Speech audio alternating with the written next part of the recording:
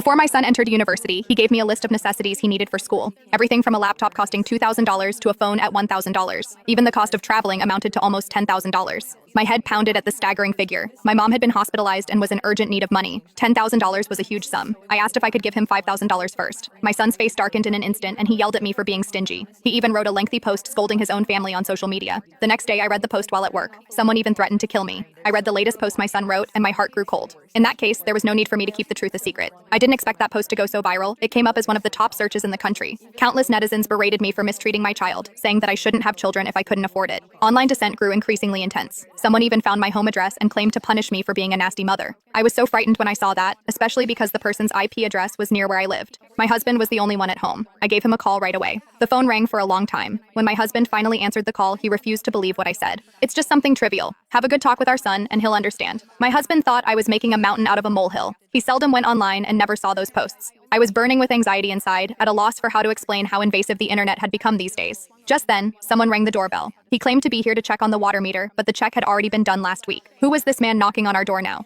A bad feeling rose up my chest as I thought about the post I saw just now. I hurriedly stopped my husband from opening the door. However, my husband remained doubtful and peeked through the peephole to look outside. It's really someone from the property management team. Honey, stop being so paranoid. My husband comforted me, albeit with a tinge of exasperation, clearly thinking that I was being overly anxious. Don't open the door, I yelled irritably. My instincts have always served me well, yet my husband refused to believe me and ignored my cries. He opened the door anyway. Before he could open his mouth to speak, the stranger pulled out a knife and charged toward him. Ah! I heard my husband's cry over the phone, and then nothing. Hubby, are you all right? Say something. I was on the verge of tears. I grabbed my purse and rushed out, ignoring the strange looks my colleagues were giving me. I couldn't care less about what they thought and immediately hailed a taxi to rush home. Throughout the journey, I prayed that my husband would be fine. When I finally made it home, hordes of people were surrounding my house. They told me that my husband was sent to the hospital and that the culprit had been nabbed. My knees went weak. I almost crumpled to the floor when I heard that my husband was fine. I looked up at my son, who seemed completely unaffected by my husband getting attacked. He looked coldly at me and blamed me for not giving him money. What can I do with that measly $5,000 you gave me? I was utterly embarrassed the past few days because of you. He didn't explain the posts online or even ask about his father's injury. All he did was blame me for not giving him money. As I looked at the young man before me who felt like a stranger, my heart turned cold. Do you still have a conscience? I was furious and lifted a hand to slap him. Yet, my son said with a smirk, isn't this what you two should do as parents? Is that all you've got? The fact that so many people support me shows that I'm right. With that, he turned to leave. I was so overwhelmed with fury I couldn't speak, and I blacked out. Within a short week, 2 in my family got hospitalized. Running back and forth between my home and the hospital had drained me of my energy. Even my parents tried comforting me, telling me that my son was just a kid and that there was no need for me to take it too seriously. What's more, the cyberbullying from the previous incident had stopped as well. I suppressed the anger boiling in me and held my tongue from raking up the past with my son. Instead, I focused on taking care of my husband till he was discharged from the hospital. To my chagrin, we came home from the hospital only to find my house turned upside down. It was as though